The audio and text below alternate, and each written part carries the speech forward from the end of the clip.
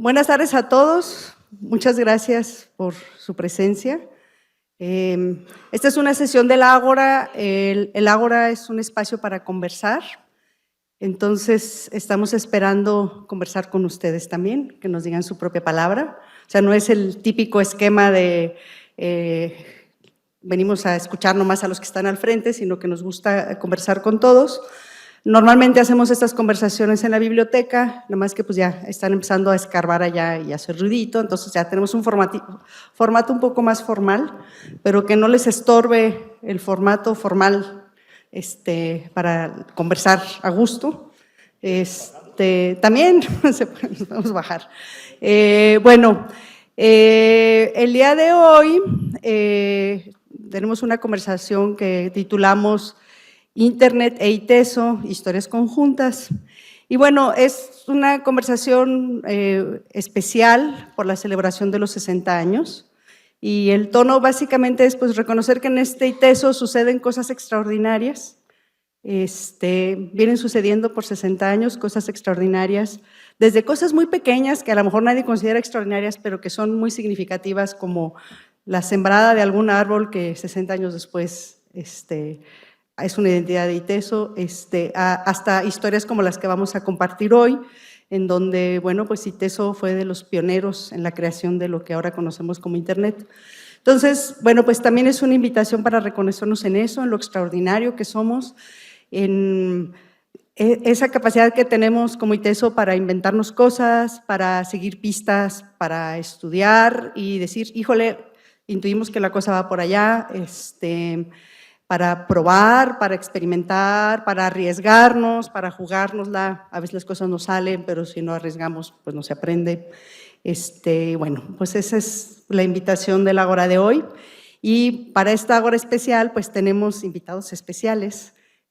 Adrián Toledano, del equipo básico de esta historia, Ariadna Martínez, Antonio Ramírez Volker, y bueno, pues Fernando Escobar. Entonces, pues los dejamos a ellos a conversar. Y bueno, ya les pasarán la palabra a ustedes. Sí, nomás antes de empezar, permítanme.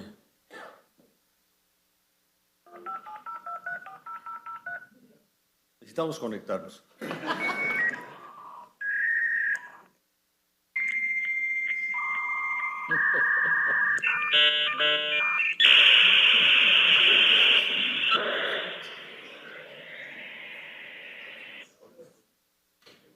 Conexión exitosa.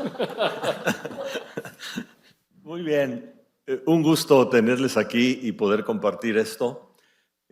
Haremos un poco de reseña histórica, pero por supuesto, ya lo planteó Gaby, la idea es platicar con todos. La historia del ITESO y las telecomunicaciones y todo esto que ahora tenemos tan hecho empezó así, con un módem de 360, baudios en transmisión, donde empezamos a hacer cosas. Pero a mí me gustaría pedirle a mis compañeros, sobre todo para contextualizar aquí a los más jóvenes, que seguramente no lo van a creer, pero Internet no existía antes. No había nada de eso.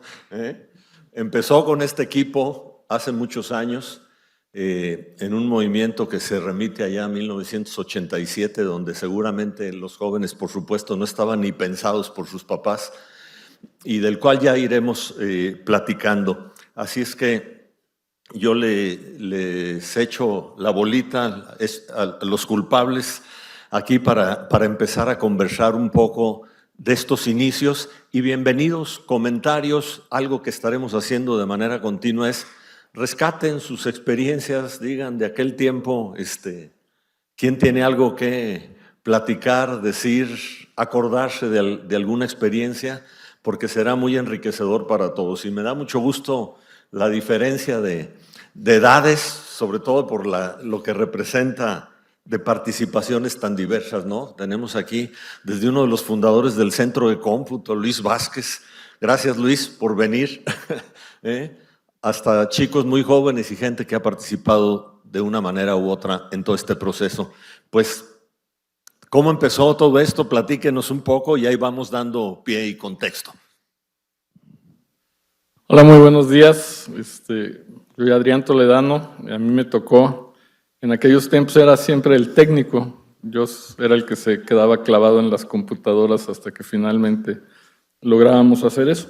Y lo que más me sorprende es el ver el ITESO ahora, después de todos estos años, de alguna manera, esta transformación, el montón de salas de cómputo, los gigabits de información que se procesan todos los días, pues tienen su origen en ese entonces, ¿no? En ese entonces teníamos una salita con unas cuantas computadoras y las personas tenían que hacer cita para poder trabajar en ellas, y de repente surge la idea de empezar a conectarnos a través de los módems en ese entonces, a través de líneas telefónicas a 360 bits por segundo, para empezar a mandar correos electrónicos, y poco a poco pasamos de ahí a convertirnos en el primer nodo de Internet, de lo que ahora es Internet en toda la zona de Occidente, y a convertirnos en el primer nodo digital de Internet en la zona de Occidente, y de en gran medida ser el ITESO protagonista de todo el crecimiento de Internet, hasta que finalmente las empresas de telecomunicaciones empezaron a ofrecer el servicio de Internet. Antes, las únicas formas de acceder a este servicio pues era a través de las instituciones educativas, ¿no? Y en ese proceso, pues el ITESO jugó un papel preponderante, no nada más en la región, sino a nivel nacional, y nosotros tuvimos la suerte de estar en el meollo de ese asunto, ¿no?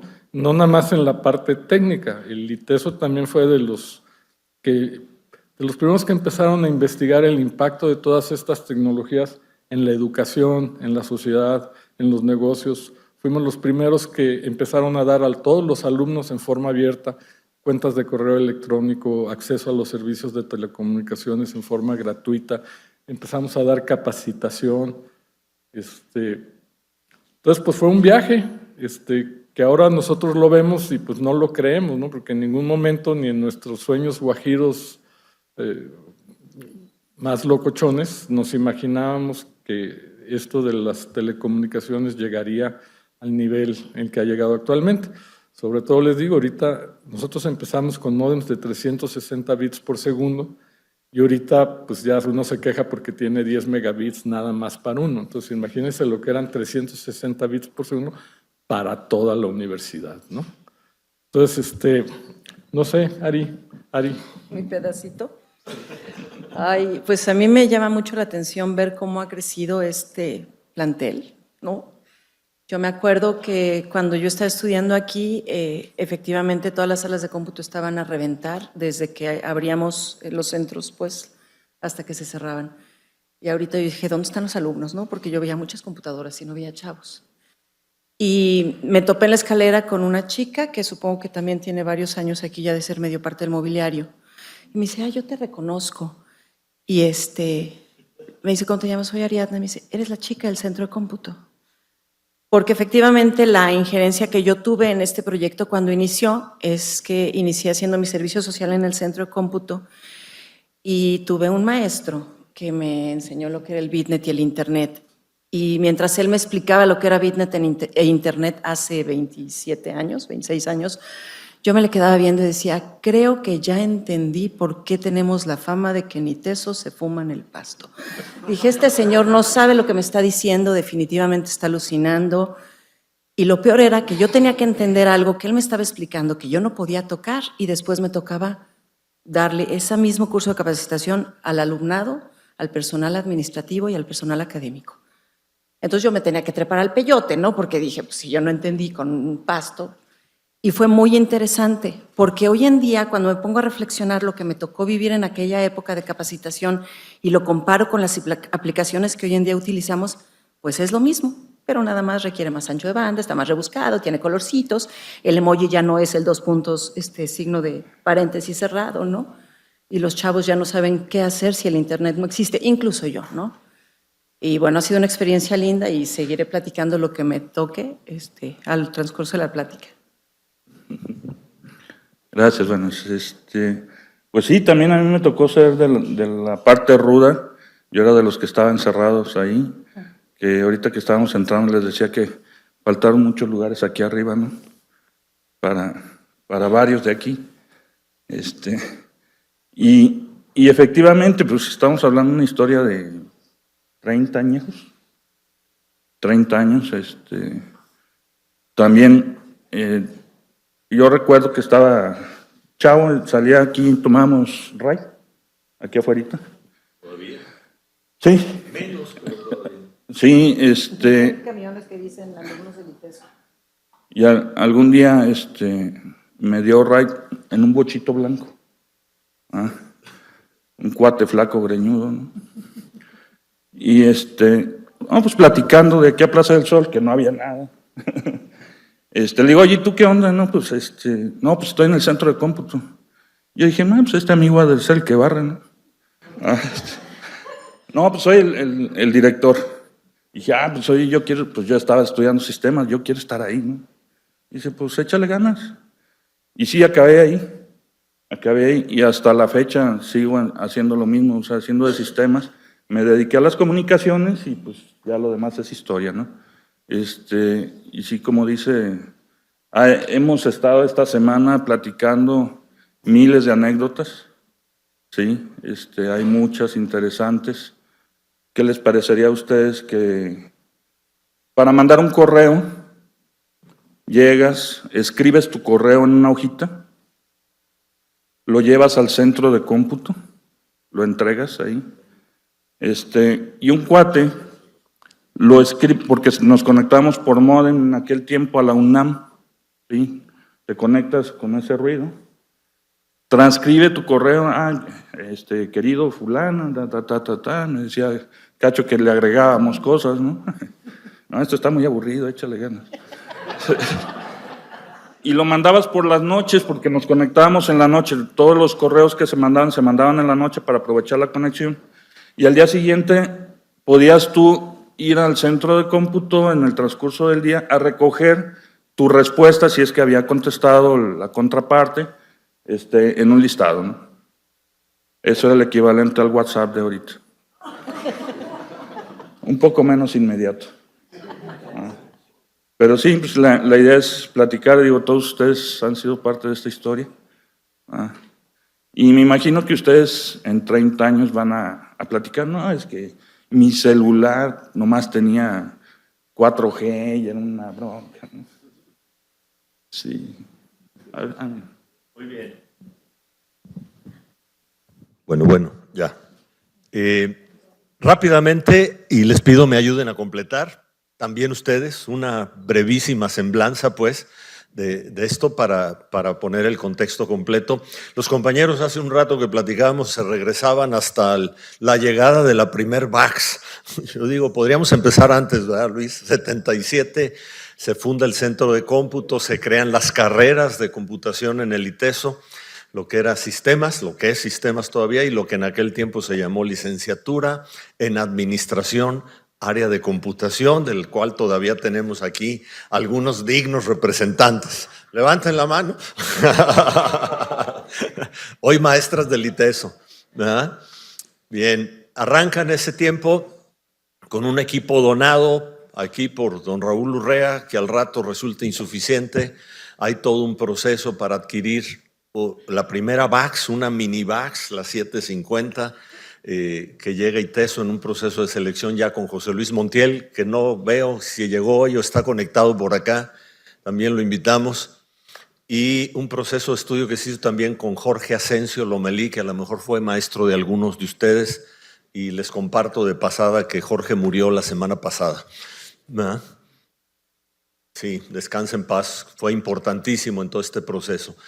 Se inicia esto, pero hacia alrededor de 86-87 que empezamos a vislumbrar esta inquietud de que podía haber posibilidad de conectar, de que las telecomunicaciones estaban ocurriendo en un plano fuera de las grandes empresas que hacían la telecomunicación, que podía haber la posibilidad de intercambiar cosas.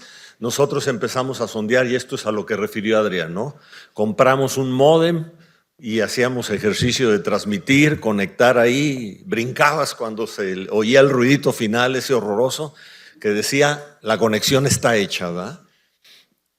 Pero lo importante para mí en este proceso es que desde el inicio el planteamiento fue, y esto es algo me parece clave en ITESO, el planteamiento fue, ¿esto cómo le sirve a la comunidad?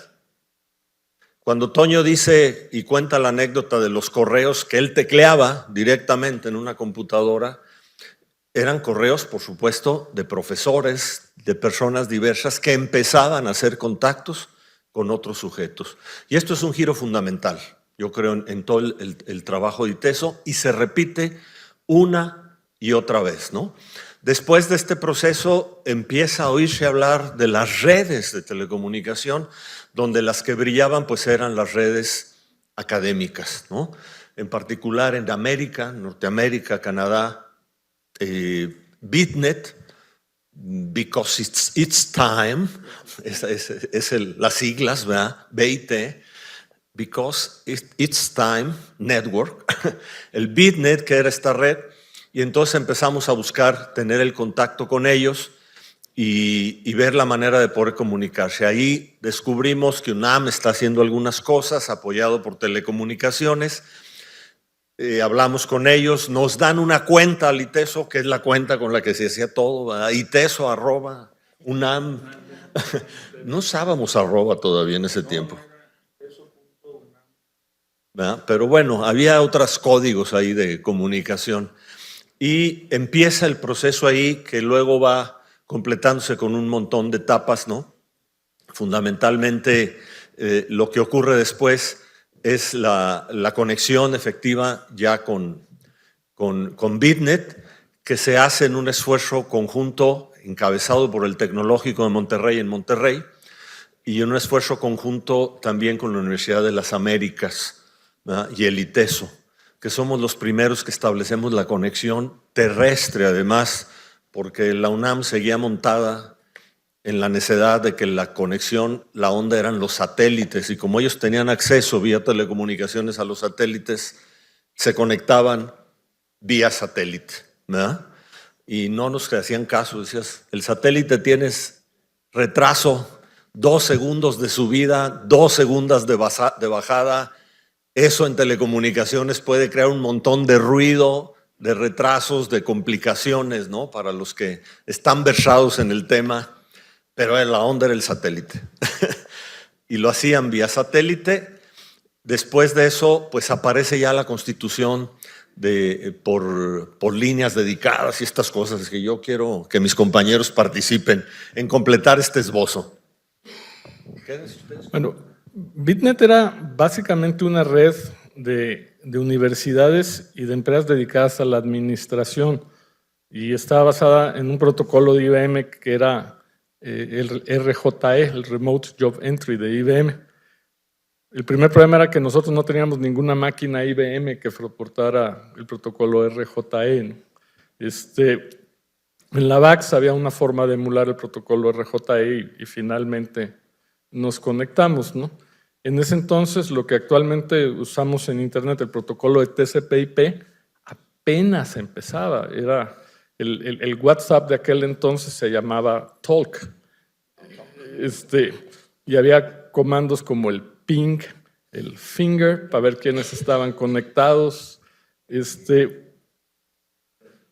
Pero era básicamente una red estrictamente académica, ¿no? Y de ahí la importancia para el ITESO. En ese entonces, los más jóvenes probablemente no lo ubiquen, pero la telefonía se cobraba por minuto y las llamadas internacionales o larga distancia eran 3, 4 pesos el minuto. Entonces, el que los investigadores y el que las personas pudieran poner contacto con personas de otras ciudades era extremadamente caro. Las llamadas que hacíamos en la noche para enviar los correos, se cobraba, al ITESO tenía que pagar por las llamadas por cada una, ¿no? Y pues esta opción de las telecomunicaciones pues le daba la oportunidad a la universidad, a los investigadores de la universidad, a los profesores inicialmente, pues de empezar a conectarse con los otros investigadores y profesores en el resto del mundo. Y bueno, obviamente conforme las mismas redes se van desarrollando, pues las instituciones, en este caso el ITESO, el TEC de Monterrey, la Universidad de las Américas, la UNAM y otro montón de instituciones que luego se fueron sumando, pues empezamos a tratar de armar lo que se llamaba pues una red académica, el equivalente a BitNet en Estados Unidos, pero en México. Nuevamente les digo, el protocolo de TCP/IP, que actualmente se usa casi universalmente, todavía no estaba siendo el protagonista. Y a partir de ahí pues empezaron a tener reuniones, ¿no? La parte del sector público organizó su RUTIC, la Red Universitaria de Telecomunicaciones y Computación. En ese entonces México acababa de lanzar los satélites Morelos, si mal no recuerdo, y pues obviamente ellos querían utilizar los satélites y conectar las universidades a través de satélites. Y por otro lado, las instituciones particulares, en particular los que mencioné, organizamos una asociación que se llamó MEXNet. Y a partir de MEXNet empezamos a hacer un esfuerzo organizado para poder integrar a la mayor cantidad de universidades posibles en esta red académica mexicana que nosotros llamábamos MEXNet. Para ese entonces ya el protocolo de TCP/IP empezaba a dominar. Y nosotros empezamos con 2 enlaces dedicados, son líneas telefónicas dedicadas. Si tú les conectas un teléfono a cada lado, levantas el teléfono y del otro lado te contestan, no tienes que marcar. Es una línea dedicada. Como la de Batman. Así es. Esas líneas iban a la Universidad de las Américas y al Tecnológico de Monterrey y otra al UNAM. Okay. Y la Universidad de las Américas, por otro lado, tenía otra línea al TEC de Monterrey y cerrábamos un triángulo, de tal forma que si por alguna razón una de las líneas fallaba, podíamos reenviar el tráfico por otro lado. Pero eran miserables 9.600 bits por segundo, y eso cuando teníamos buena señal, ¿no? Pero se empezaron a sumar otras instituciones, el ITAM, los Sinvestaps, sí, y curiosamente uno de los grandes aliados que tuvimos en la parte de Occidente, que seguramente Fer puede darnos mucha más información, fue la Universidad de Guadalajara. Rápidamente hicimos el nodo en Guadalajara, pues uno de los nodos más importantes de la red. Posterior a esto, pues finalmente Telmex decidió invertirle en la tecnología digital. El ITESO nuevamente, nosotros fuimos de los primeros en recibir líneas digitales. En ese entonces se cambió el conmutador, se puso 30 troncales digitales y en lugar de nuestras miserables líneas de 9.600 bits, empezamos con E0, canales de 64 kilobits digitales, nuevamente al TEC de Monterrey y a la Universidad de las Américas Puebla, y hicimos el backbone, la espina dorsal de la red mexicana, ya de 64 kilobits, que ahorita suena a absolutamente nada, pero en ese entonces era un avión, ¿no? Pero también hay que entender que el tráfico en ese entonces era diferente. Ahorita todo el mundo maneja imágenes y videos y Netflix, y en ese entonces el tráfico principal eran correos y lo que sería un primitivo WhatsApp, y algunas transferencias de archivos, pues los archivos en general eran pequeños, porque igualmente las computadoras que se disponían en ese entonces pues eran equipos de capacidades más o menos limitadas, ¿no? Una vez que tuvimos constituidos ese pequeño backbone, o ya no tan pequeño, el ITESO, junto con las otras universidades de MEXNet, participamos muy activamente. De hecho, ello fue probablemente lo que más principal actividad durante varios años, a estar ayudando a las otras universidades del país a que se pudieran conectar y subir internet. Porque esto de las redes, pues a final de cuentas, de nada te sirve una red si el único que está conectado a la red eres tú. Aunque de repente suena eso, ¿y por qué ayudas a tu competidor? No, pues ayudas a tu competidor porque el chiste es que estén todos, en eso está el valor de este tipo de tecnologías.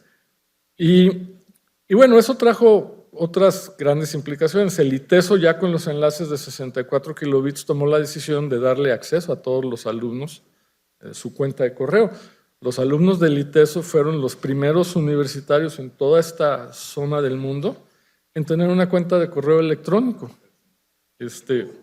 Ahorita hasta mi nieto tiene cuenta de correo electrónico, pero en ese entonces, si no eras del ITESO, no tenías cuenta de correo electrónico, ¿no? Tu nieto tiene celular, viejo. Y Y empieza todo este proceso donde participó Ari, de ofrecer la capacitación y de tratar que la gente se empiece a utilizar las tecnologías.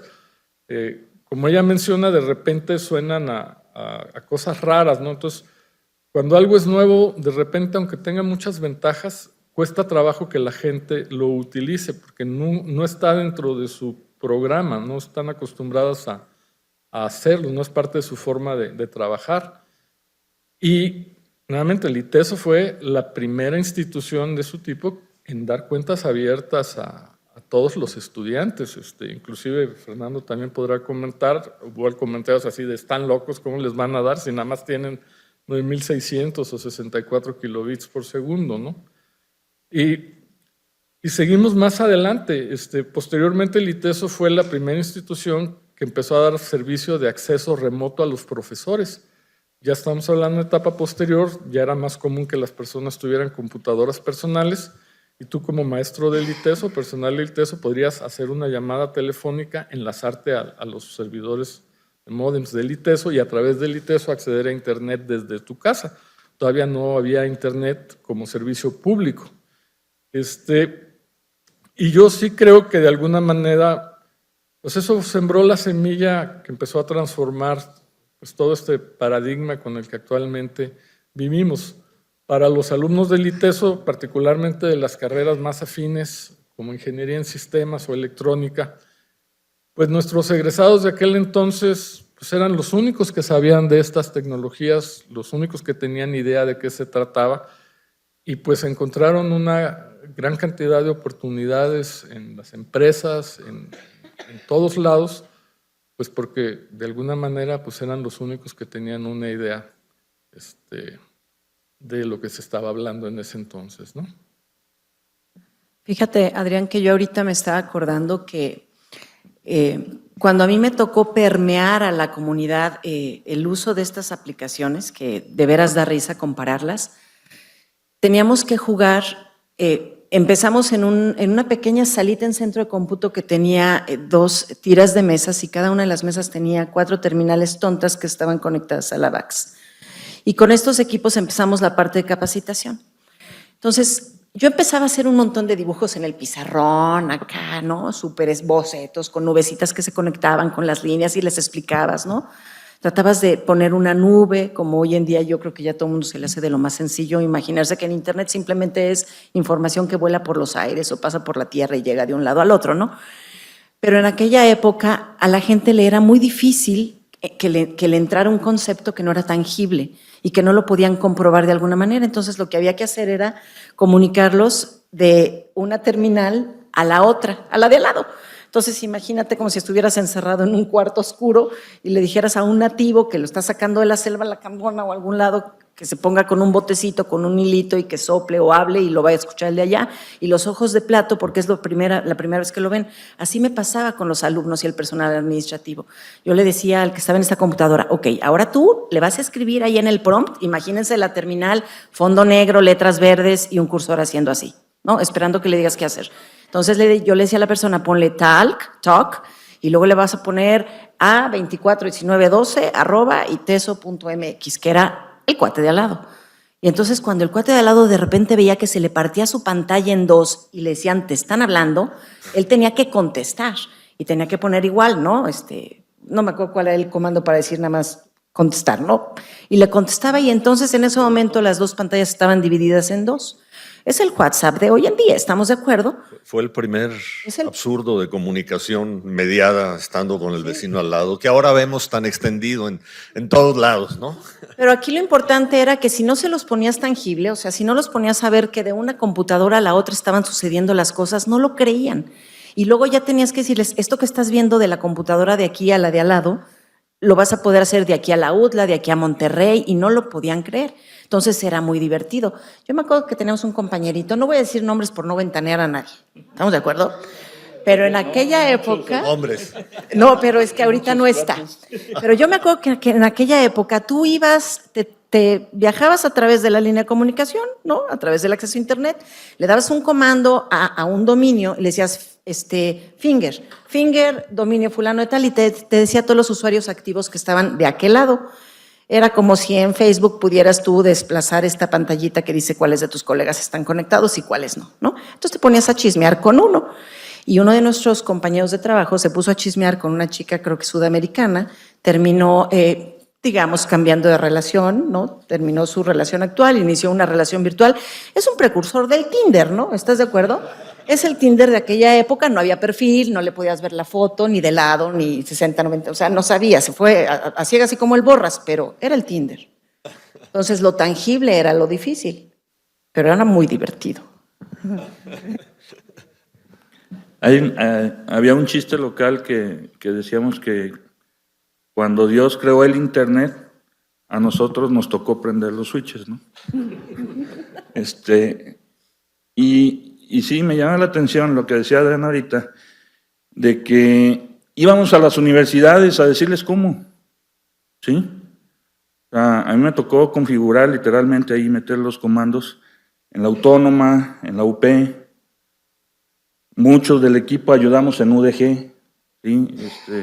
El proyecto de UDG inició con mucha gente del ITESO, del actual CENCAR, también historias viejas.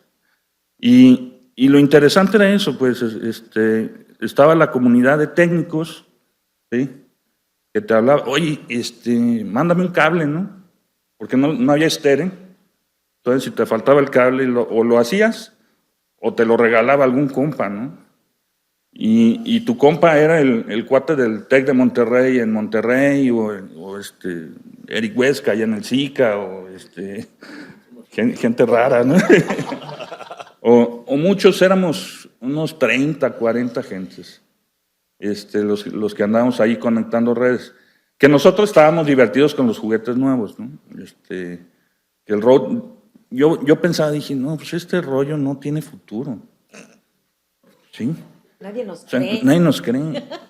El ITESO en ese tiempo tenía una ventaja. Tú podías hacer lo que quisieras, menos pedir billetes. Pues, oye, yo llegaba con Fer, que era nuestro jefe, y, oye, Fer, mira, tengo un proyecto, ¿no? Perfecto, adelante. Nomás no pidas billetes.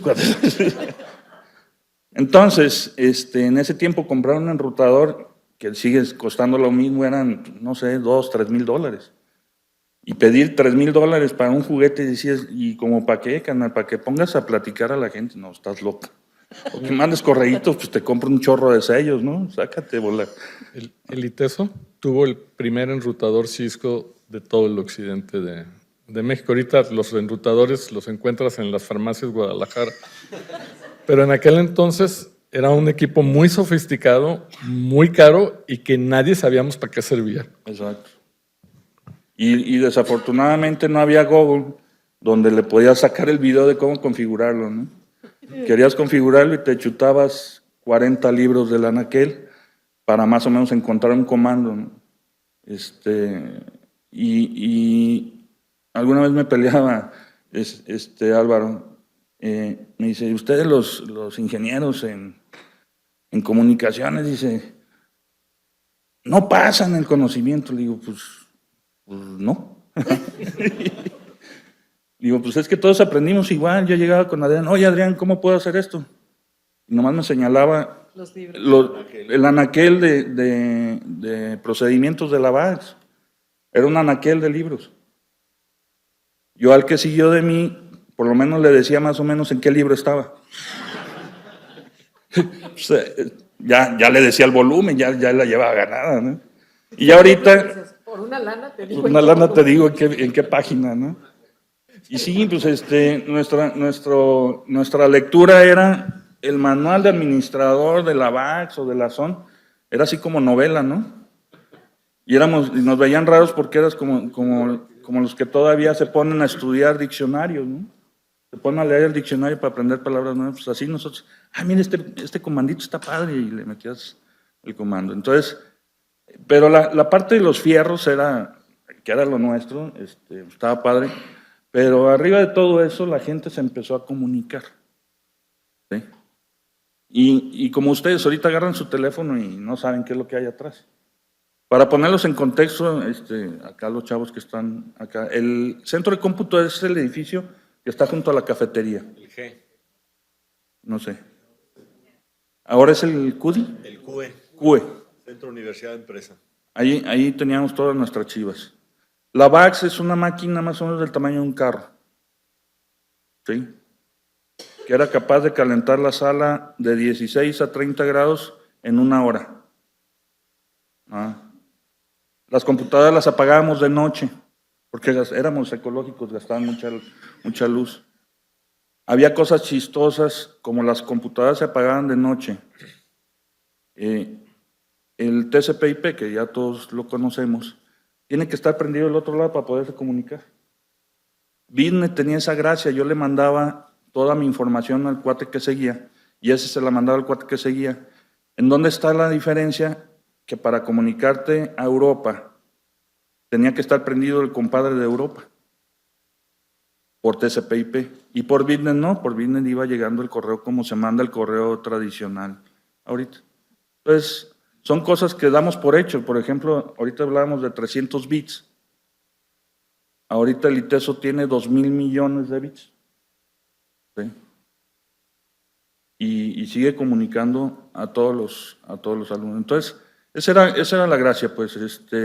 Nosotros estábamos jugando con nuestros fierritos, pero la gente estaba cooperando ya a otro nivel, los investigadores con los investigadores, y de todo el tipo de gente. Ahorita platicamos en el pasillo que nuestros principales clientes como centro de cómputo era la gente que no se dedicaba a las computadoras.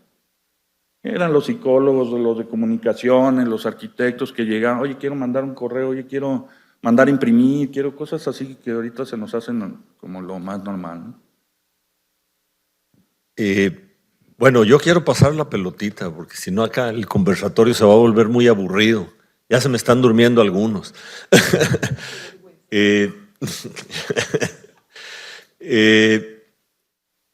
La propuesta fue, y lo señalaba yo desde hace un rato, la propuesta fue que esta tecnología no era solamente un ejercicio, por supuesto que nos divertíamos, pero no era solamente un recurso para divertirnos, ¿no?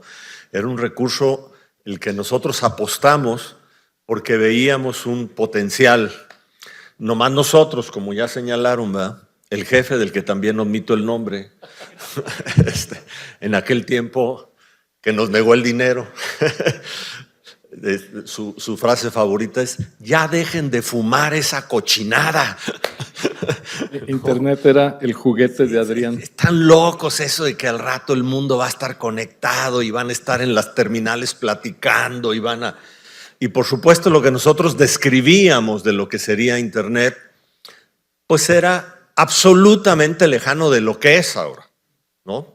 Era nuestra imaginación más desbordada, no se acercaba ni remotamente a lo que estamos viviendo ahora, aunque sí visualizábamos ya el acceso a máquinas remotas y lo empezamos a ejercer. Uno de los primeros accesos que fuimos haciendo con cierta frecuencia era acceder a la biblioteca de la Universidad de Harvard, ¿no? A ver el catálogo, punto.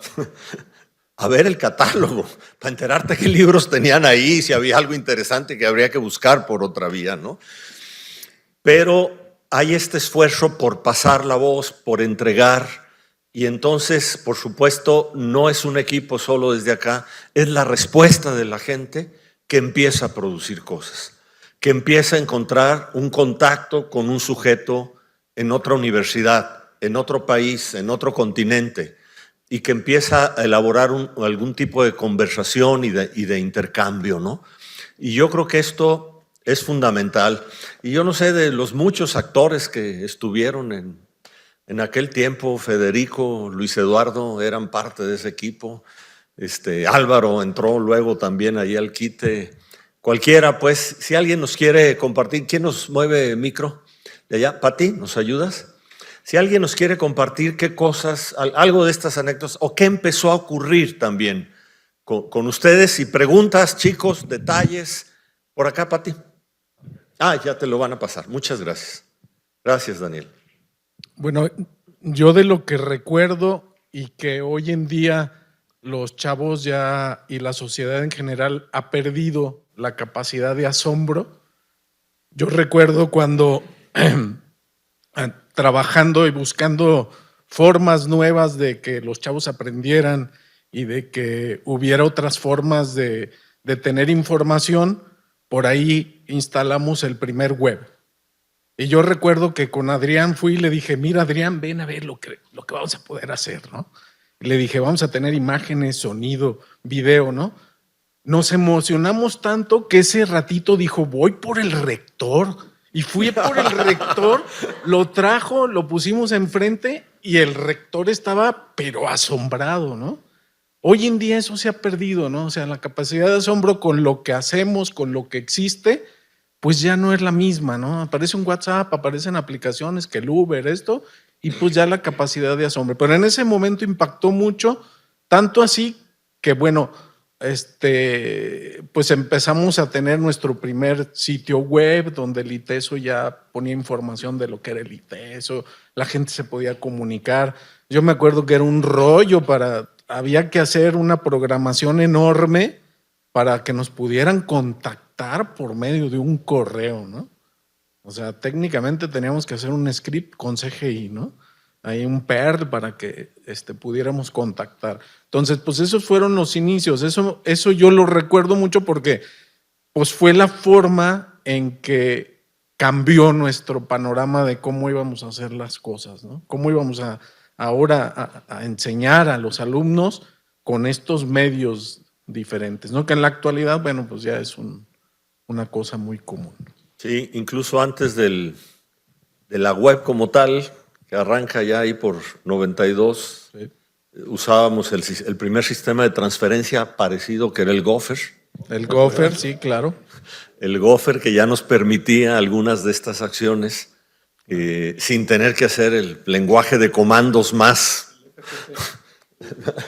el Archie, más rudimentario para poder hacer la comunicación, ¿no? Federico, adelante, por favor. Ahorita que comentaron lo de Harvard, esto es después, esto fue en 96, y antes todavía Álvaro Gómez puso el catálogo de la biblioteca en internet. Pero lo que quería comentar es, en el 96, el ITESO, y hay que revisar un poco el dato porque voy a aventarlo muy fuerte, fue la primera universidad que tuvo el arriesgue de poner el catálogo no en las terminales de aquel entonces, sino en web, para consulta en sitio. Es decir, las licencias de aquel entonces de la LEF para consultar el catálogo eran por terminal, costaban. Y Álvaro vio la forma, por la característica de la conexión de la licencia al web, de que pudiéramos distribuir mejor el catálogo a través de licencias web en el campus. Y es un reconocimiento que tiene el ITESO, de hecho, de Exlibris, que es la compañía que produce Aleph. Duda curiosa. ¿En qué año se envió el primer correo electrónico que salió del ITESO? No sé si se acuerden por ahí.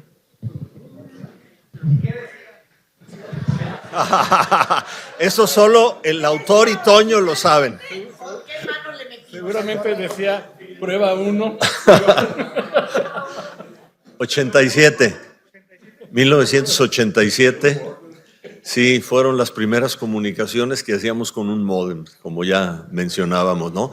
El nodo como tal se constituye, aquí hay una parte de la historia que no hemos mencionado muy brevemente porque quiero entrar más en esto de la transformación de la vida universitaria que me parece fundamental.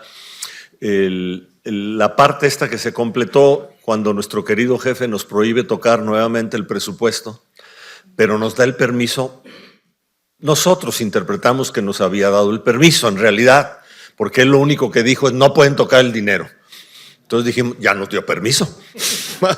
Ya nos dio permiso, es cuestión de no tocar el dinero y lo hacemos. Y lo hicimos, ¿verdad? Nos pusimos a conseguir recursos y aquí el brinco fue que el diálogo ya venía muy cercano con la Universidad de las Américas y con el TEC de Monterrey, y la Universidad de las Américas iba a cambiar su equipo. y había una compañía, me permito el comercial completo, que nos estuvo apoyando, que nos daba el servicio en ese tiempo, que es Tecnocibernética, y si Aarón Porras, su director y dueño, nos está oyendo, le mando un abrazo y por fin hago el agradecimiento público ahora que ya no pasa nada. ¿Verdad? Aceptaron generar un mecanismo donde ellos iban a recibir como parte de la compra del nuevo equipo.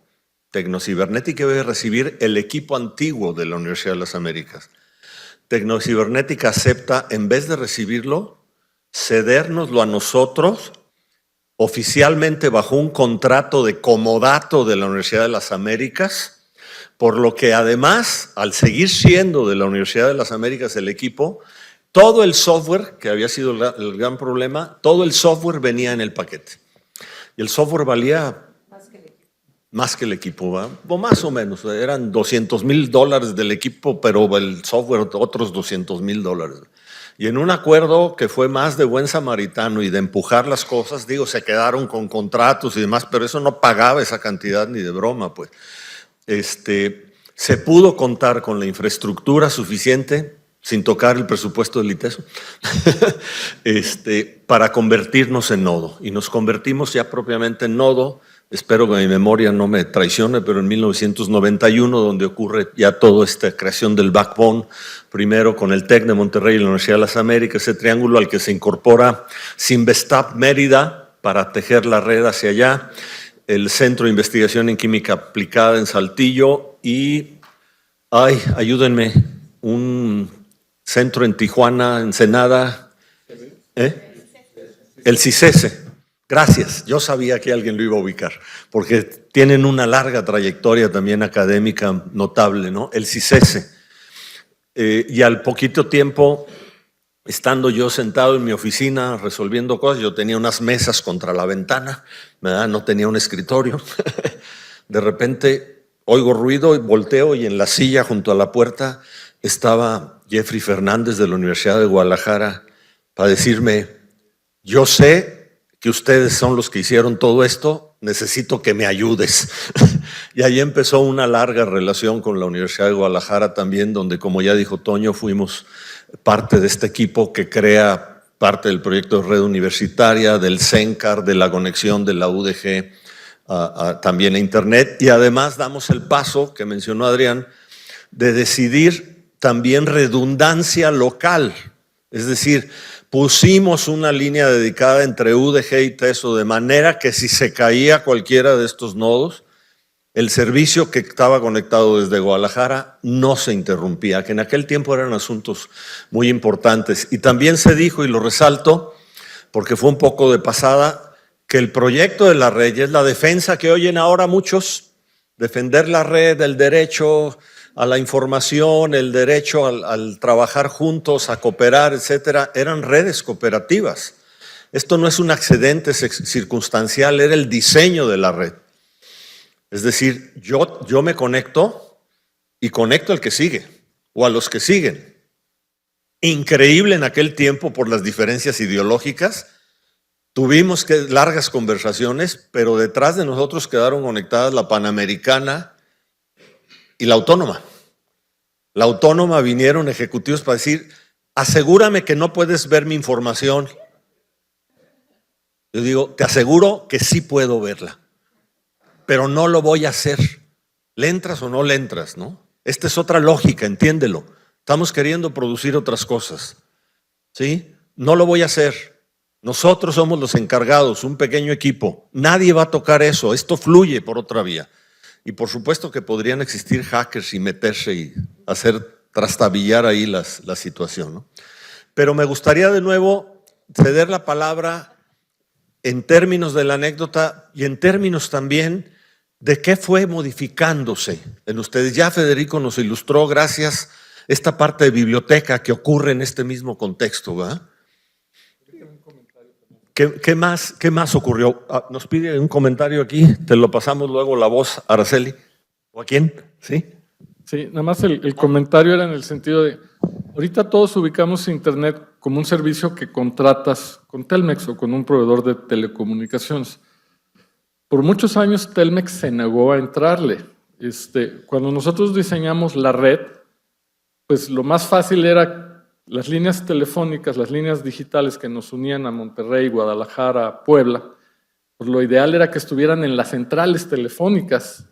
Ellos nunca nos dieron la oportunidad de poner los equipos en las centrales telefónicas. Toda esta internet era en realidad una red privada compartida.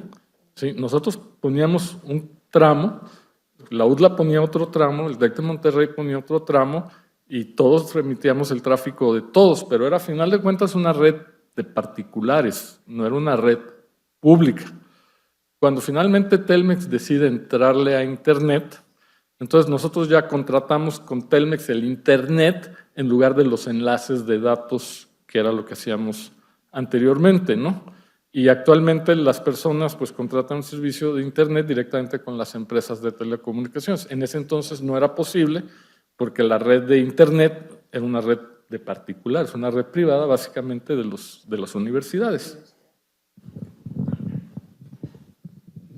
Bueno, antes que nada, gracias a Ágora por esta sesión tan agradable y tan ilustrativa y hacernos recorrer tantas cosas.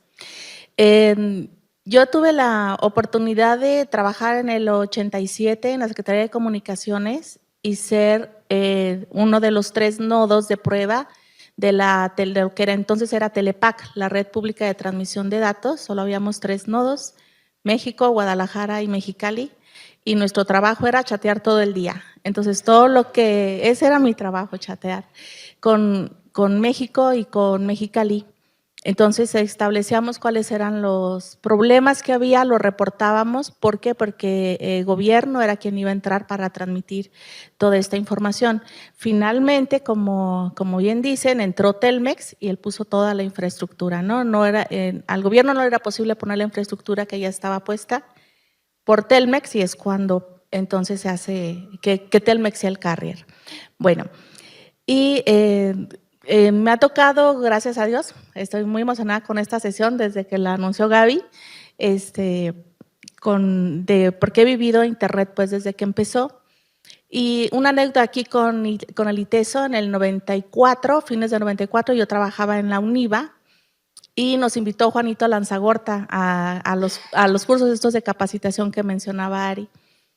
Y recuerdo que estábamos de varias universidades, éramos como 6 personas, y nos dice, vamos a bajar información de las bibliotecas. Y nosotros, ok. Y dice, ¿qué palabra quieren que bajemos de todo lo que haya? Y todos. Y alguien dijo zanahoria, y le puso zanahoria. Y dice, vamos a que conozcan el ITESO. Nos fuimos a ver el ITESO, nos enseñó el ITESO de ese entonces y cuando regresamos ya había empezado a bajar la información. Sí, como a las 2 horas, entonces ya nos mostró, pero era increíble que cuando Juanito nos decía, Juanito Lanzagorta, esa información que estamos bajando de las bibliotecas de tales universidades es real. Nosotros nos imaginábamos de la biblioteca, como aquí nuestra biblioteca, no de una biblioteca digital. Y aquí fue donde Juanito nos capacitó a decirnos lo que era una biblioteca digital. Y cuando se instalaron los enlaces en la UNIVA, ITESO fue el soporte para todo el respaldo de consultoría, fue desde ITESO. Se hizo en ese entonces un evento, un congreso que se llamó ¿Qué es Internet? Así, ¿qué es Internet? Se llenó y yo creo que el 90% de los expositores eran de ITESO. Entonces, siempre ha sido muy cooperativo, muy abierto y ha sido líder en el desarrollo tecnológico de la región. Entonces, pues es un orgullo estar aquí y de nuevo, gracias a ustedes, gracias a Gaby y pues a todos los que aquí estamos. Gracias, Araceli. Y yo quisiera insistir y les voy a pasar la palabra con esta idea a los compañeros, pero también a ustedes, ¿no? ¿Qué cambió en su vida con Internet? ¿Tiene algo que ver Internet con su vida personal, con su trayectoria, con su carrera, con la de ustedes? ¿De qué manera esto ha transformado lo que queremos y lo que somos, ¿no? Fíjate, Fer, que yo creo que no valoramos el impacto de lo que Internet viene a significar en nuestras vidas hasta que lo comparamos cuando no lo teníamos. Cuando haces esa comparativa te das cuenta que antes forzosamente había que ir al banco a hacer una cola, forzosamente había que ir a una agencia de viajes o al mismo aeropuerto a hacer una reservación de avión, forzosamente había que hacer tareas en una computadora, imprimirlas y llevarlas impresas con un maestro. Todo lo que hacemos hoy en día de alguna manera está asociado con Internet. Va a sonar muy raro, pero yo soy como el típico ingeniero egresado que termina de taquero, pero chic. Yo en el 2006 más o menos terminé, bueno, mi relación laboral nunca terminó con estas personitas que están aquí a mi derecha y a mi izquierda. Pero en el 2006 cambié de giro y hoy soy banquetero y generé mi propia empresa de trabajo. No de banquetas, de banquetes. Por eso está taquero chic, ¿no? Sí. Entonces, hoy en día mi trabajo todo está absolutamente asociado con las redes sociales y con el manejo de Internet en mi vida cotidiana. Desde el banco, los pagos, las reservaciones, los comunicados hacia mis clientes, la recepción de pedidos, todo está asociado con Internet. Mi hijo trae un chip metido de Internet, a algún lado lo comió, lo mamó, se lo chupó, no sé, de algún lado lo sacó porque hoy en día no puede hacer absolutamente nada si Internet no existe. Ahorita vengo, mamá, voy al baño. Espérate, ¿para qué llevas el celular? Es que sin celular no puedo. O sea, es impactante, ¿no? Pero bendito celular, porque cuando yo tenía el Internet en casa, el Wi-Fi, y estaba a través de un carrier… ¿Es el libro vaquero? No, exacto, es el libro vaquero, ¿no? Entonces, la ventaja del celular y el 3G es maravillosa, porque cuando por algo se te va el Wi-Fi de la casa, por lo menos sabes que va a poder ir al baño, ¿no? No vamos a tener una congestión y luego ve al médico y métale un chocho, porque el chico sin Internet no puede vivir. Entonces, el impacto, no nada más para mí, para las nuevas generaciones, para mí es muy importante. Y lo que dice Eduardo a mí me llamó mucho la atención ahorita, que dijo, ya estamos perdiendo esa capacidad de asombro. Yo creo que hoy en día una nueva aplicación no nos asombra tanto como quizás un nuevo dispositivo. O sea, efectivamente, yo hace un par de días en Facebook me toca ver en una de esas que vuelan y vuelan y vuelan la información, de repente veo un cuate que se pone unos lentes así medio raros, me detengo a verlo y por primera vez vi que efectivamente ya están trabajando en estos lentes que ya a través ¿no? aceptas la información o lees el correo. Entonces, ahora ya no es la nueva aplicación, es el nuevo dispositivo o la nueva tecnología, porque cuando tú dices, yo creo que, sí, mira, ya hay una aplicación de Uber y pides tu taxi, chido. Y no valoras, ¿no?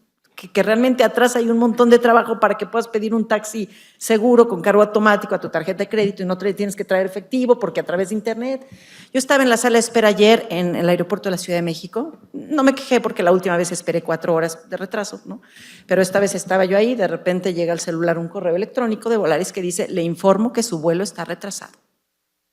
Me lo dijeron por correo, o sea, yo no tuve que ir ni al mostrador de 1 metro donde estaba la señorita y ella no sabía que el vuelo estaba retrasado. Yo me enteré primero gracias a la tecnología. Una novedad, ¿no?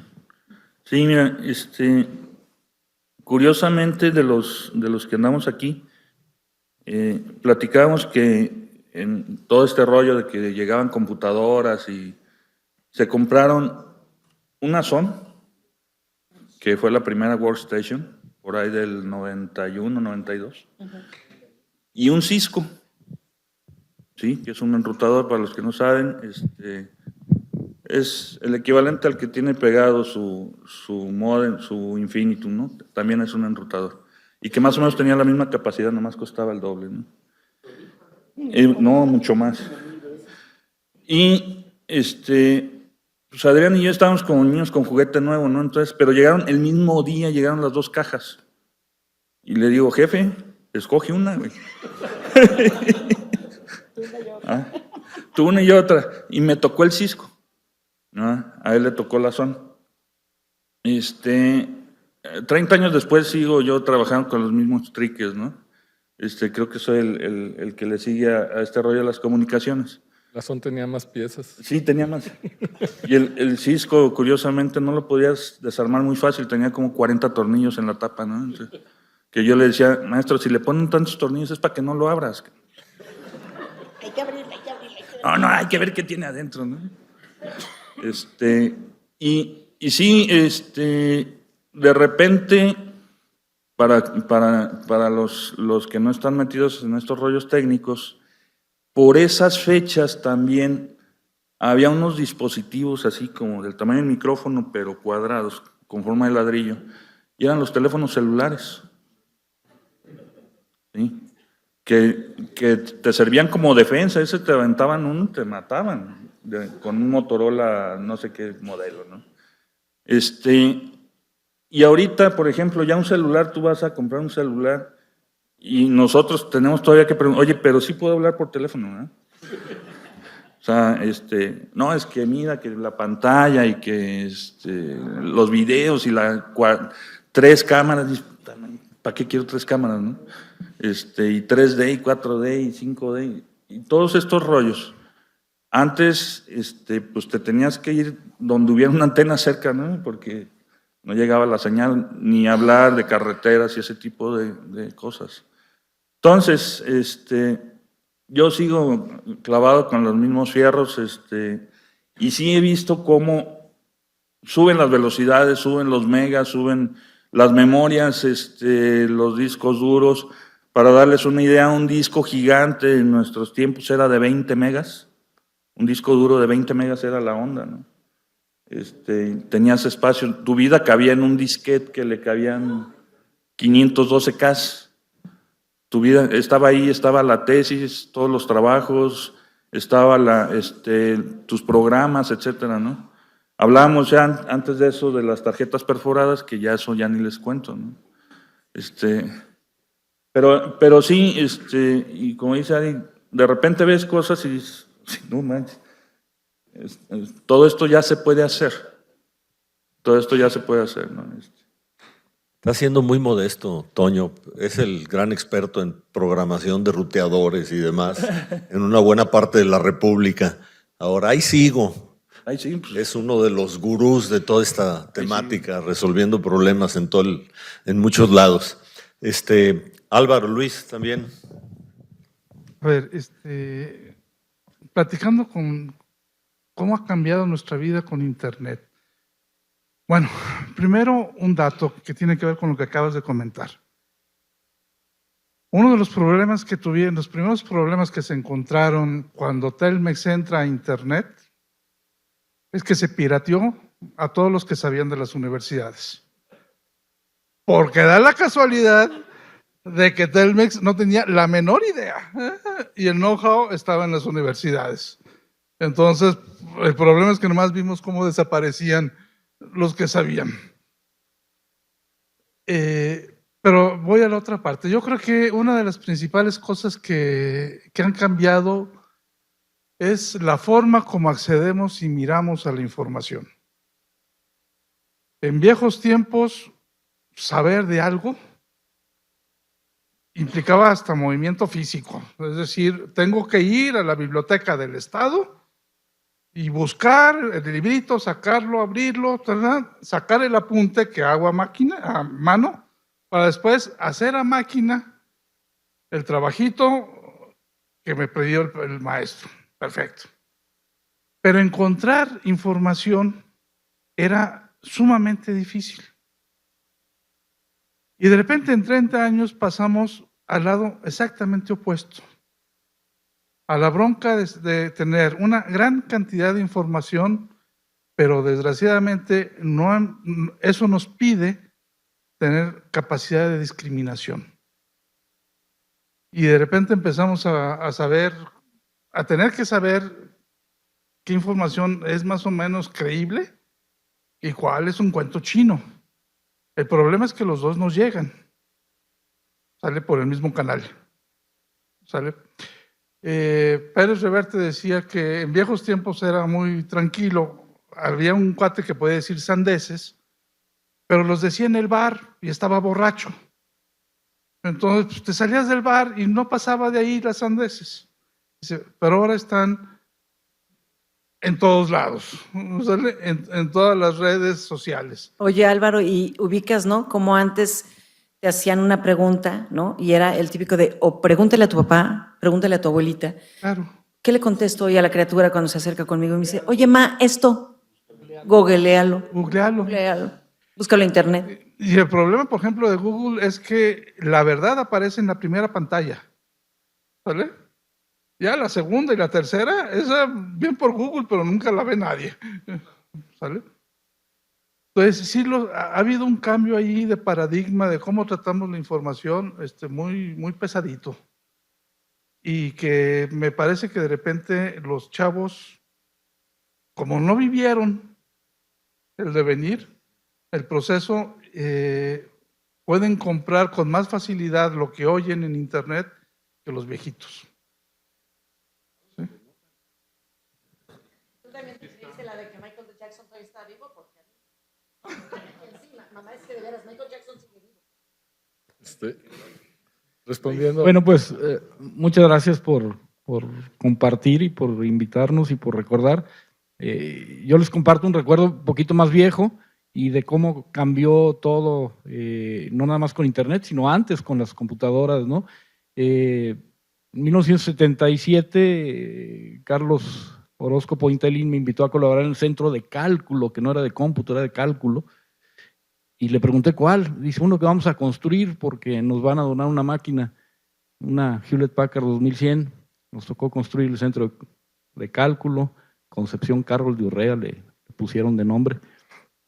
Era de un solo piso.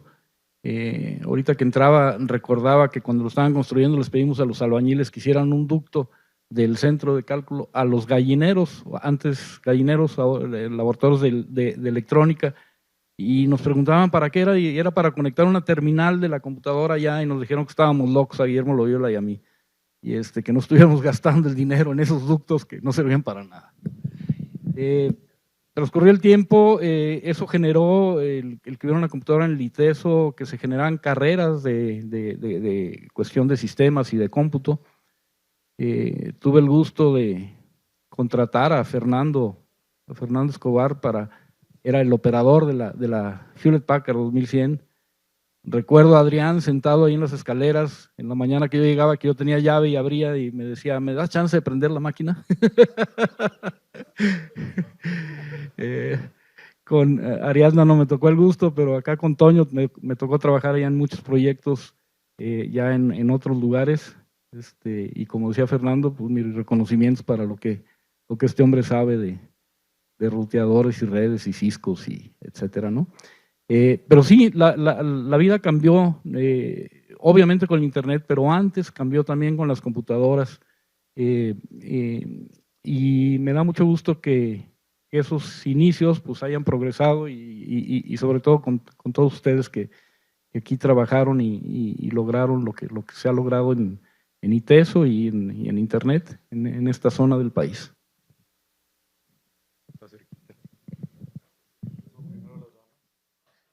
Primero. Gracias. Me gustaría comentar un cambio que yo considero que tiene que ver con lo que decía Álvaro de la información, cómo cambió el papel de los profesores. Yo empecé a dar clases aquí en ITESO en el 78 y ciertamente un buen profesor de aquel entonces era el que podía explicar de buena manera, amena, un libro al que los alumnos difícilmente tenían acceso. Entonces, el papel del maestro era acercar esa información que era difícil de conseguir, platicársela a los alumnos, hacerlos pensar, reflexionar, etcétera, pero era basados en la información que los maestros teníamos, a la cual los alumnos difícilmente tenían acceso.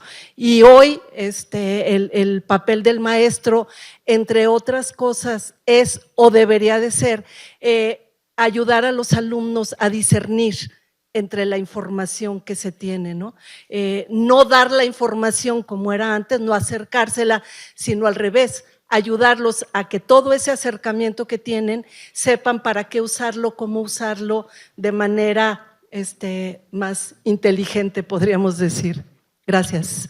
Gracias al equipo, qué gusto verlos por aquí. A propósito de lo que comentaba Fernando, bueno, se ha estado comentando lo de Álvaro, la información. Otra de las cosas que muy pronto despuntaron en el centro de cálculo fue, no recuerdo con precisión, tú lo sabrás, Fernando, entre el 86 y el 90, la contratación de Ivonne que venía del SECOBI, del CONACYT, y con ella la conexión a Dialog, que era los primeros servicios de información que teníamos. Entonces los profesores iban, oye, pues yo quiero saber sobre, y ya conseguía ella el artículo, la patente, etcétera, ¿no? Y era un equipo tan solo. Luego, lo primero, después de ese equipo conectado a Dialog, una rocola con la primera base de datos que hubo en el ITESO, de CDs, que era el Social Sciences Index. Y eran dos, en la computadora eran dos lectores, dos drives. Uno era el índice, los ponías ahí, water, entonces te decía, inserte el 373. Ya le dabas vuelta a la cosa esa, sacabas el disco, por supuesto, a mano, y colocabas en el segundo. Y bueno, luego ya se generalizó como ya lo conocemos actualmente. Pero sí, Dialog fue un proyecto del centro de cómputo a propósito de comunicar, de servir a la comunidad y que los académicos empezaran a entrar en contacto con la información. Gracias. Sí, yo resalto ahí que el proyecto de telecomunicación no era conectar Internet, porque bueno, al principio Internet no era ni siquiera una entidad perfectamente definida, pero sí había claridad, como ya lo señalé en un par de ocasiones, en que lo que queríamos era impactar a la comunidad universitaria aprovechando todas estas posibilidades, y efectivamente desde el centro se hizo varios proyectos, entre ellos el de bancos de datos, ¿verdad?, que debo decir que fue de ida y vuelta, porque a mí la que me enseñó todas estas cuestiones fue Ivonne, porque ella era la responsable del SECOBI. SECOBI era una, y sigue siendo, de hecho aquí usamos malamente el nombre, yo alguna vez insistí en que no se le pusiera, pero es un membrete de CONACYT, es un servicio de CONACYT, y ella ya estaba muy chiquita, muy jovencita, estaba a cargo del servicio en las oficinas que tenían ahí junto en Avenida La Paz y Libertad, la torre está ahí junto al consulado, y ella me enseñó, me dio los cursos, me capacitó, discutimos con el área técnica, vimos la cuestión de infraestructura, se instaló, y luego, pues como estos de Telmex, puro mal ejemplo, nos pirateamos a Ivonne. Y se vino a trabajar, y ahí está todavía en ITESO dando un servicio extraordinario, pero esto fue parte de esta visión transformadora, ¿no? Es para todos, es para que se use, y los recursos que buscamos y lo que queremos que ocurra es justamente para impactar y transformar lo que tenemos, ¿no? Igual con las computadoras, como señaló Luis, ¿verdad?, fuimos los primeros en donde, decíamos, el centro de cómputo no está bajo 3 llaves, sino entrabas tú a la sala de cómputo con los equipos de cientos de miles de dólares y adentro había estudiantes, ¿verdad? No estaban solamente los responsables del centro, sino los estudiantes manejaban los equipos, hacían los proyectos allá adentro, porque además no había otra manera, pues, en aquel tiempo, ¿verdad? No hay esta, justo que se da con la telecomunicación, esta conexión de uno y otro lado, y un proceso que siguió, y me gustaría también oír a la gente de la OCE actual. Este proceso ha sido continuado por muchas otras manos, ¿verdad? Allí empezó, no sé a quién le vamos a dar la palabra, acá, pero también Eduardo, Huesos, algo tendrán que decir de lo que vino después. Adelante, por favor. ¿Qué tal? Muchas gracias por otorgarnos todo este conocimiento, toda esta historia. Yo soy egresado de Ingeniería Industrial. Mi nombre es Aldo Rodríguez. Tengo 30 años y me gustaría pues darle un poco más de la perspectiva juvenil, ¿no? De lo que me tocó vivir, porque prácticamente estaba en medio de la batalla, ¿no? Entre que aprendí en la vieja escuela, cuando estaba en la primaria, en la secundaria. Ya cuando estaba saliendo de la secundaria, entrando a la prepa, pues me tocó el internet, ¿no? Y cómo esto modifica la manera en la cual uno piensa, ¿no? Uno se relaciona y uno realmente lo integra a su manera a su estructura mental. Yo recuerdo, y me quedó muy grabado, mientras estudiaba, haciendo tareas con un compañero de matemáticas, ¿no? Siempre como ingeniero, pues uno le batallaba, pero recuerdo que era, ¿qué voy a hacer, no? No estoy entendiendo esto.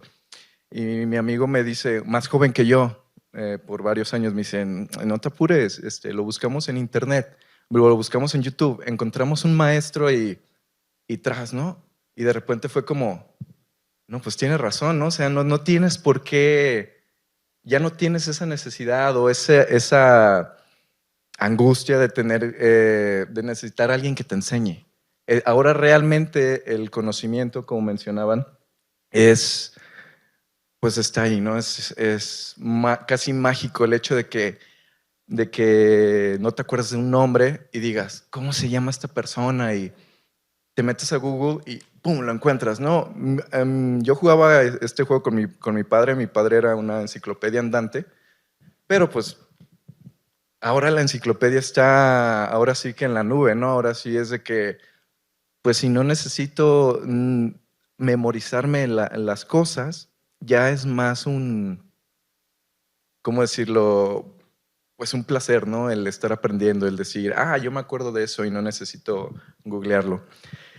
Sin embargo, ahora que me entero que el ITESO pues fue una parte primordial en cuanto al desarrollo del Internet, la estructura y todo pues este ámbito se me hace fantástico, ¿no? Se me hace hasta orgulloso, se siente ese orgullo de decir, no, pues yo pertenezco a algo que alguna vez fue una piedra angular de esta situación.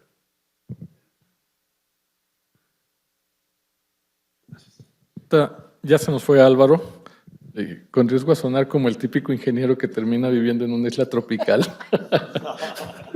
Desde hace 20 años.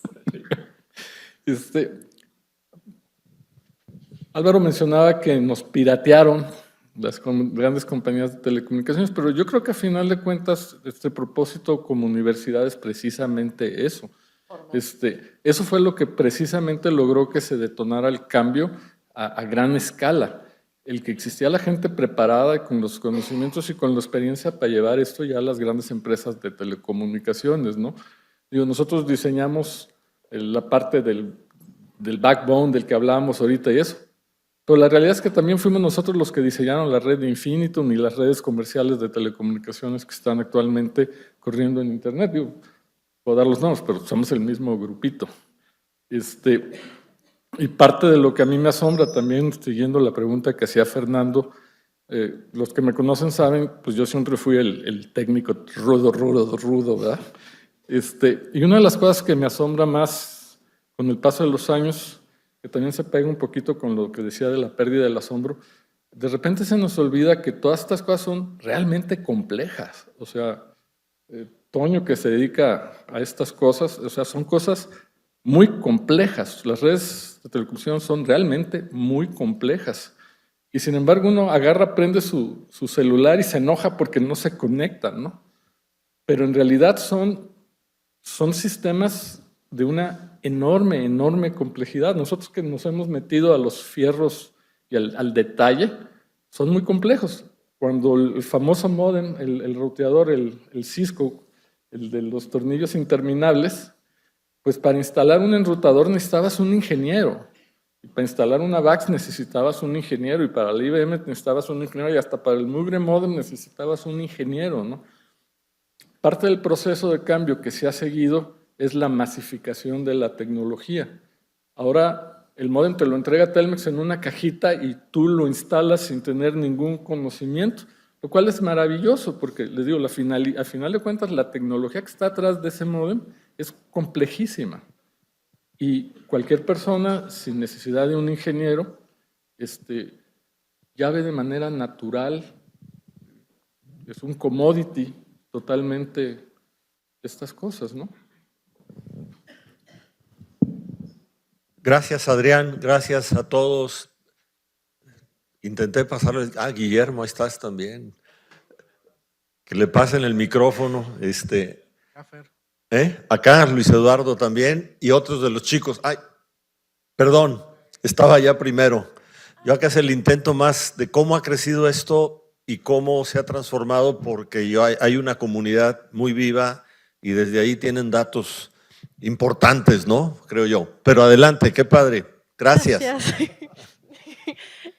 Pues quería preguntarles de lo que mencionaron de Telmex, de cómo no le querían entrar y luego sí le entraron, y cuándo pasó de ser una red privada compartida a ser una red pública, y, o sea, ¿por qué no quisieron y por qué cuando sí quisieron, qué fue lo que, o sea, cómo estuvo ese proceso de que Telmex le entró a esto? Bueno, Adrián se lo sabe mejor, creo yo, pero porque además estuvo muy involucrado. Pero al principio es muy simple en términos de las lógicas de las empresas, ¿no?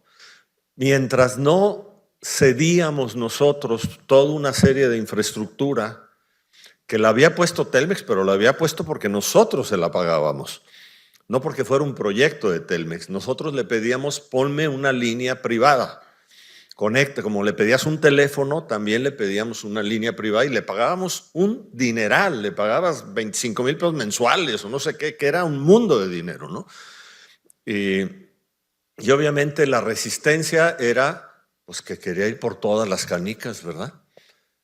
Y la resistencia de las universidades, que éramos los propietarios de la red en la práctica, pues era evitar que esto se convirtiera en un negocio privado y que se rompiera esta lógica cooperativa con la que había nacido la red y que estaba implicando muchas cosas y que fue tejiendo además toda esta filosofía muy emparentada con el software libre, con el derecho abierto y público a la información, etcétera, que todavía están vigentes. Entonces fue una tensión de una negociación pues, que duró 2 años, yo creo, 1 y cacho por lo menos, y cuando entra es porque acepta una serie de condiciones Telmex, aunque yo digo que en la práctica se salió con la suya. Sí. Pero al final de cuentas son negocios. De los años 94. La negociación fue en 91, 93, por ahí, no sé, Telmex entra en que en 94. 95. Al final de cuentas son negocios. Es igual que pasó en el ITESO. Te digo, aquí era el juguete de Adrián. Para Telmex, pues ellos veían que nosotros les pedíamos los enlaces, que el crecimiento de Internet en Estados Unidos, pero seguramente sus números no les daban. Cuando las compañías de telecomunicaciones en Estados Unidos empezaron a tomar el servicio de Internet, pues Telmex siguió la inercia, ¿no? Al final de cuentas se dieron cuenta de que esto iba para arriba, que iba a crecer y decidieron entrarle, ¿no? También toma en cuenta que las redes de teléfonos en ese entonces eran redes diseñadas para voz, no para datos. Las centrales telefónicas de aquel entonces eran centrales telefónicas de voz, para señales de audio, analógicas. Actualmente todas las centrales ya son digitales. La voz va sobre datos. En aquel entonces los datos iban sobre voz, ¿no? Por eso usaban los modencitos con esos ruidos raros. ¿Sí? Y de alguna manera en los comités técnicos de MEXNET, de la red, de alguna manera sabíamos que tarde o temprano, en el momento en que las empresas de telecomunicaciones grandes decidieran entrarle, pues ellos a final de cuentas son los que tienen los cables, ¿no? Lo cual no necesariamente es malo, porque entonces en lugar de pagarles líneas digitales privadas que valían un dineral, empezamos a pagarles por un servicio mucho más económico para nosotros, pero perdíamos el control sobre la red y los dispositivos, ¿no? Luis. Siguiendo con tu pregunta de cómo nos ha cambiado y recordando también el proceso, pues recuerdo también de cuando llegó la ZON y que empezamos a experimentar con ese primer sitio web. Yo creo que los chavos preguntan, ¿no? A mí me preguntan en particular que por qué mi correo es luis@iteso.mx, ¿no? Le digo, bueno, pues es que tuve la gran ventaja de que cuando quise instalar este sistema, pues tuve que hacer mi cuenta y pues me llamo Luis Eduardo y pues le puse Luis, ¿no? Y en la actualidad así sigue siendo mi correo. Luego también en ese proceso de buscar qué podíamos hacer con esto de Internet, que era fundamentalmente aplicarlo en las clases, pues yo recuerdo que hice por ahí un experimento antes de que empezáramos con lo del Moodle, donde hubo un sistemita que desarrollé, donde los chavos me decían, oiga, profe, no fui a la clase. Le digo, no te preocupes, métete aquí a esta página y revisa la información de lo que vimos en el día, ¿no? Y entonces eso pues estaba cambiando ya la forma de dar las clases, ¿no? Hasta hoy en día lo que veo, pues lo que hago, pues tiene que ver con ciudades inteligentes, Living Labs, el Internet de las cosas, ¿no? Entonces, pues para mí es todo ese proceso, claro que cambió, o sea, recuerdo en esa búsqueda de encontrar un sistema que sirviera para cambiar la forma de dar las clases, que Paco Morfín llegaba a mi oficina y me decía, otra vez estás descargando cosas, como dice, ya hiciste que se bajara la luz, o sea, con el Internet, ¿no? Estás acabando el ancho de banda, ¿no? Yo le decía, pero pues todo es por la comunidad, ¿no? Por buscar formas, encontrar otras formas de hacer las cosas, ¿no? Y eso es lo que hago hoy en día, ¿no? O sea, también buscando otras formas de recolectar información, que esa información le sirva al medio ambiente, ahora que está el tema de la sustentabilidad y etcétera, ¿no? Entonces, eso es lo que ha cambiado, ¿no? Fer, ¿quieren abonar un poquito nada más a la pregunta anterior? Sí, adelante. De respecto de por qué Telmex, quisiera andar un poquito por la relación que tenía yo entonces con Secretaría de Comunicaciones y que no se dio con enlace satelital, es también porque en esa época empezó a usarse los fax, que era ya transmisión de datos e imágenes por líneas telefónicas y no estaba diseñada la red telefónica más que para soportar voz, ¿sí? Entonces, como ya había empezado el tendido, dijeron, bueno, entonces que se aproveche el tendido que se está haciendo para fax y que entonces entre Telmex. Pero eran líneas que teníamos en nuestras casas, ya podías poner fax, pero mientras que transmitías fax, no podías hablar por teléfono. Por eso cuando entrábamos a Internet, en aquella época, estamos hablando fines de los 90s, duró buen rato pues para que se pusiera todo este tendido. Cuando estabas en Internet, nadie en la casa podía hablar por teléfono, solamente en Internet. Entonces, ahora no, ahora está todo el mundo hablando por teléfono, en el celular, el de la casa, Netflix, etcétera, ¿no? Antes no, antes te conectabas a Internet y nadie podía hablar por teléfono. Entonces, esa es una de las razones, porque ya tenía Telmex el tendido y sí se dio mucho el gobierno, muchas concesiones a Telmex, que pues ya sabemos después se convirtieron pues en prácticas y costos que no nos agradan mucho, pero de ahí viene eso, porque ya había empezado el tendido para fax, para transmisión de datos. Si alguien levantaba la bocina, te desconectaba. ¿No? Bueno, vamos hacia el cierre. Vamos hacia el cierre porque queremos seguir la conversación acá afuera con un brindis. Sí, ya vi.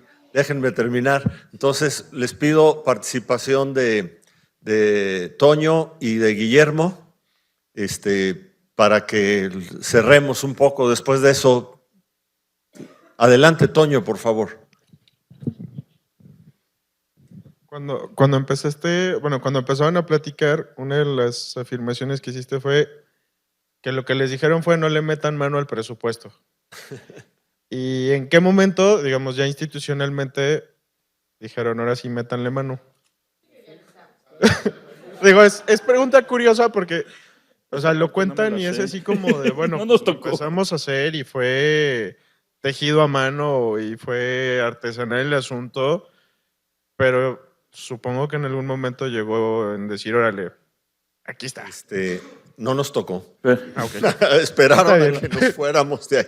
No, a lo mejor ahí nos pueden platicar algo más, Eduardo. pero como cierre de la anécdota habría que decir que nosotros cableábamos, nosotros poníamos instalación eléctrica, nosotros armábamos las máquinas, hacíamos todo, ¿verdad? Porque por supuesto no había recurso para nada de ello. Fue años después, la verdad. Bueno, yo participé en lo que fue la comisión de cómputo, me pidió el rector encabezar una comisión de cómputo para definir toda una estrategia de un plan más de largo plazo, que esto fue en 95, 96. Yo creo que a partir de eso se reordena un poco porque la demanda era constante sobre recursos y no había como mucha claridad. Y a partir de ahí empiezan como a suceder más cosas, pero yo ya no podría contar esa historia. Pero por favor, Guillermo, adelante. Buenas tardes. Es un privilegio. Guillermo Duncan de la OCE. Gracias. Es un privilegio estar charlando y escuchar todas las anécdotas de lo que fue el Internet en aquel entonces. Tal vez ustedes no se acuerden de mí, pero yo sí me acuerdo mucho de ustedes. Estudié en el 89-93 la carrera de Ingeniería en Sistemas Computacionales. Recuerdo mucho lo que fue esa visita al centro de cómputo en el edificio G, ver la VAX, todo eso, ver el procesamiento background, todo ese hecho que de una u otra manera tratamos de que siga vivo en las visitas de alumnos a lo que es el centro de cómputo.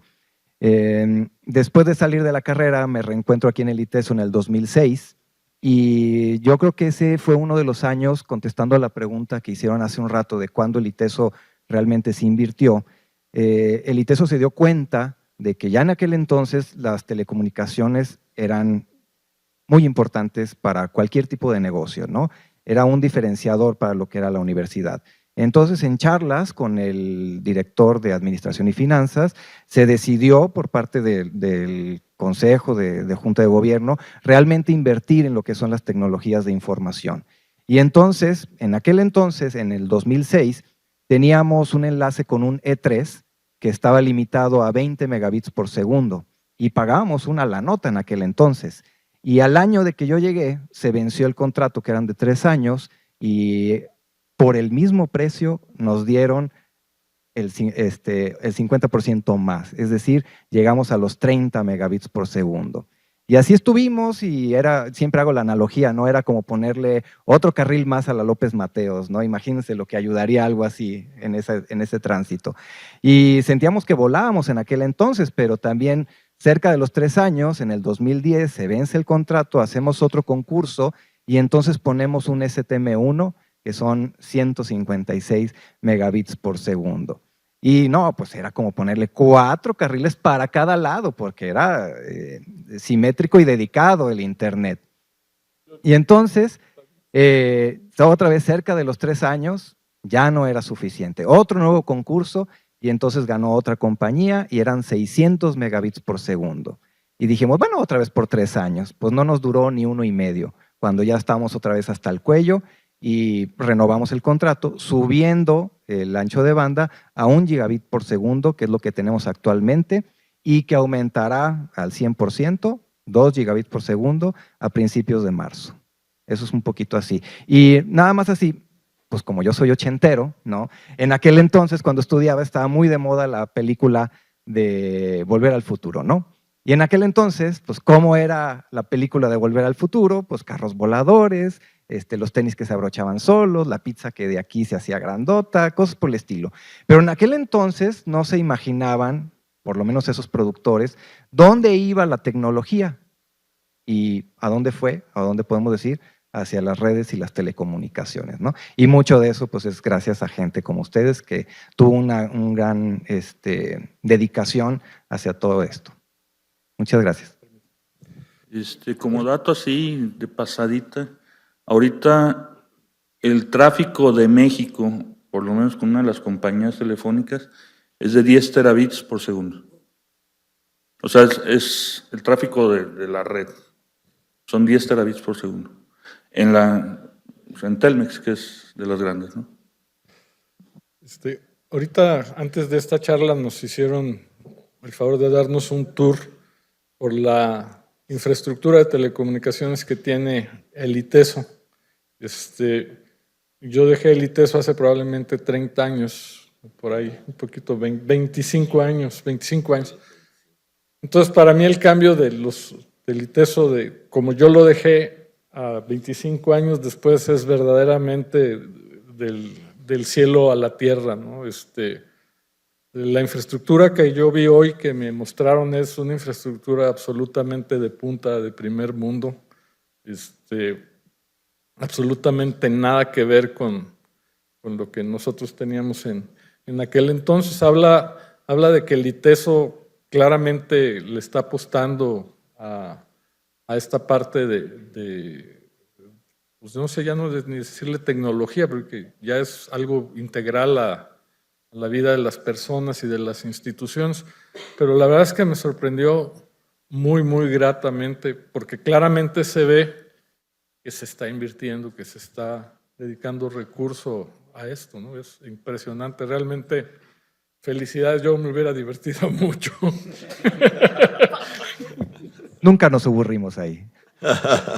Bueno, invitación en el estilo del Ágora, que bueno, el auditorio, qué bueno que parece que no fue impedimento para dialogar y oír muchas voces de ustedes. Nos faltaron más de jóvenes, pero los invitamos aquí afuera un ratito, ¿no? Tendremos ahí un momento para departir y tomar algo, brindis, y seguir platicando en esta tónica que plantea el Ágora. Seguirán otros eventos del Ágora sobre esta temática en los próximos meses. Hacemos uno cada mes. Les pasaremos por ahí la información para que ojalá puedan participar a la gente que ha estado siguiéndonos a través de internet. Increíble, ¿verdad? Muchas gracias también. Nos alegra que hayan estado por ahí. Algunos de las personas que mandaron mensajes y demás, ¿no? Y hayan podido estar presentes. Parece que Juan también estuvo, Juan Lanzagorta, que no pudo estar aquí, pero dijo que se conectaba, no chequé yo. Y gracias de nuevo a todos ustedes y sigamos la conversación. ¿Qué les parece? ¿No? Vamos aquí afuera, brindamos, seguimos platicando. Gracias.